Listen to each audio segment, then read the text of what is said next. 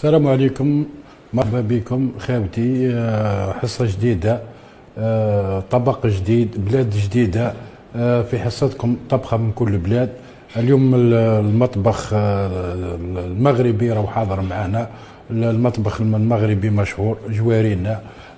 نعرفوا الحريرة تاعو، نعرفوا الأطباق تاعو تاع الطواجن، البسطيلة.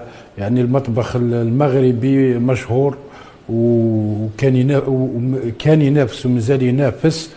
وهي الدولة العربية اللي استطاعت تنافس الأطباق العالمية، واستطاعت تمتاز بالأطباق تاعها الحلو ومالحة. اليوم ارتضينا ولا خيرنا طبق من المطبخ المغربي، وهو طاجين الدجاج بالزيتون والفريت. طاجين الدجاج بالزيتون هذا معروف. والطبق ثاني مغربي بقينا في المغرب. راح نديروا عصير تاع الافوكا والتمر. الافوكا والتمر والزبيب.